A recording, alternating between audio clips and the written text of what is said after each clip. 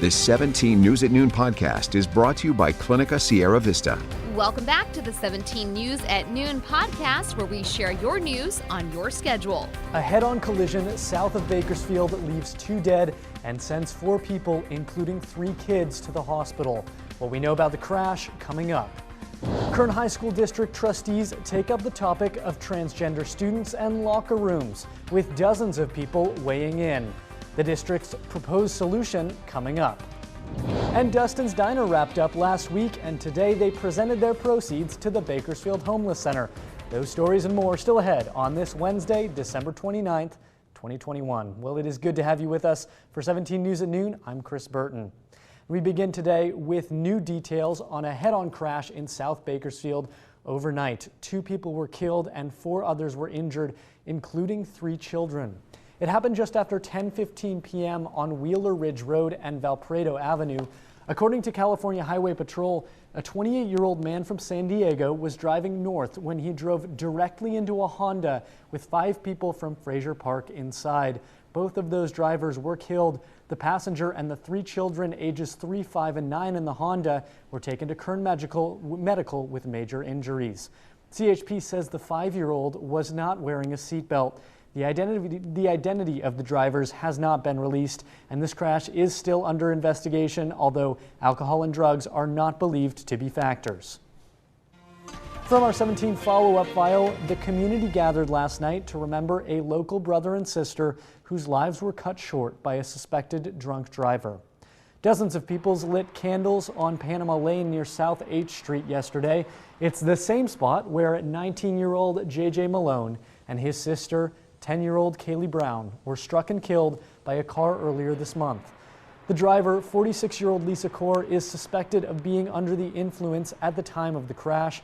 Family members say they're reeling from the unimaginable loss. They're awesome kids. They were, and they didn't deserve this. Nobody deserves this, you know. And my sister, I'm only getting a pinch of what she's going through. She can barely get off the bed, you know. The family is pleading with people to slow down when they drive and never get behind the wheel if you've been drinking or doing drugs. Lisa Kaur is due back in court on January 11th. Meantime, 2 suspects have been arrested in the killing of a 21-year-old man last month. Bakersfield police arrested 19-year-old David Gray last night in connection with a shooting last month that left a man dead in his car in South Bakersfield. Police also arrested 28-year-old Demetrius King last Thursday. Both are charged with murder, among other felonies. One suspect, Christian Gaines, remains at large. Anyone with information on his whereabouts is urged to call BPD at 327-7111. And in education news today, the Kern High School District is bringing changes to their schools. Board members announced they're working on providing private changing areas to accommodate transgender youth.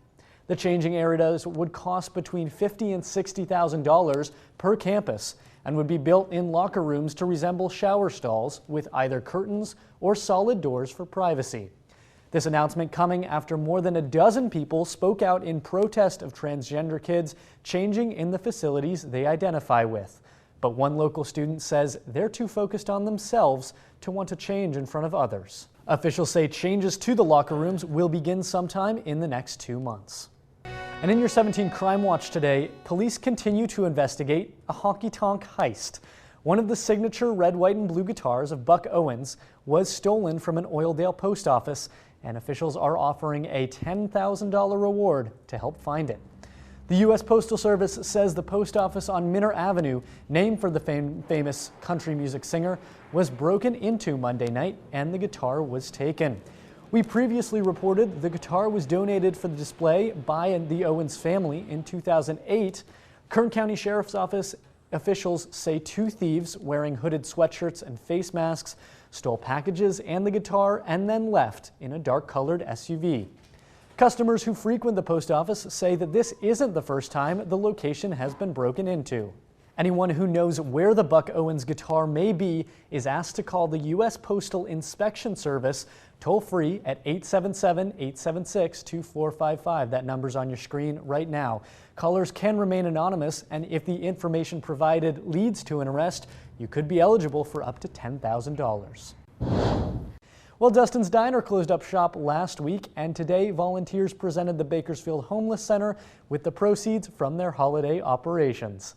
From December 16th through the 23rd, the diner raised $20,000 for the homeless center. It's nearly $5,000 more than they raised in 2020. Brothers Dustin and David Kilpatrick started Dustin's Diner in 1993, and their operations remain family-run today. We can do so much with these funds, and what's even better is this is a family tradition that has been kept alive by these families. The money raised by the diner will go towards purchasing clothing and food for the shelter, according to Skidmore. The funds will also help maintain the center's campus and develop a new campus set to be unveiled in 2022. Hello, this is Tim Callahan with Clinica Sierra Vista, and we're excited to unveil the Community Health Center of the Future, our comprehensive care center. It's located right across the street from Memorial Hospital. We have every service under one roof, from family medicine, OB/GYN care, dental services for adults and children, behavioral health, and much more. So find your way to better care at Clinica Sierra Vista this year at our comprehensive care center. Visit our website, clinicasierravista.org, for the latest on this project. We'll see you soon. Welcome back. In your 17 Business Watch, Dutch Bros continues to expand its reach in Bakersfield with yet another new location of the popular coffee shop on the way. The latest location is slated for South Chester Avenue at the intersection with Richland Street, just north of Highway 58. The company says the new location will be completed sometime in February. When finished, it'll be the 5th Dutch Bros in Bakersfield. Water watchers now, and a reminder today that our recent rains mean you do not need to be using your sprinklers for a bit. On average, Californians use 30 to 60% of their water on outdoor irrigation, and letting Mother Nature handle watering during storms is an important way to save water. Experts say you don't need to begin watering again until the top 2 inches of your soil are dry. There are several other ways you can help save water. For more information, just visit saveourwater.com. And keep in mind, Cal Water and City of Bakersfield water customers are now under watering restrictions regardless of recent weather. They include limiting lawn watering or any outdoor irrigation to 3 days a week and only between the hours of 6 p.m. and 9 p.m. Today, the country is mourning the loss of former Senate Democratic leader Harry Reid. They're taking a live look at the U.S. Capitol building. The political kingmaker passed away yesterday after his 4-year battle with pancreatic cancer. Born in 1939, Reid served more than 3 decades on Capitol Hill. First a congressman, then a senator, the Nevadan led the Democratic caucus during former President Barack Obama's term and then served as minority leader. During my 34 years in Congress, I've seen the country change. I've seen Nevada change. The changes in the country and Nevada have been for the better. Reid left Congress in 2017 after suffering an exercise accident.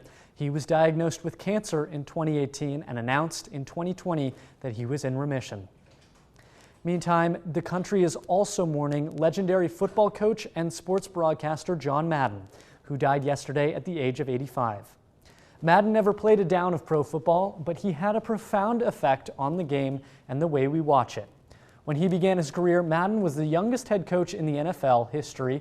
At age 32, he led the then Oakland Raiders to victory in the 1977 Super Bowl and later became a popular broadcaster known for his passionate calls. Madden gained a new generation of fans with his Madden NFL video games, which he himself helped develop, and he was inducted into the Pro Football Hall of Fame in 2006.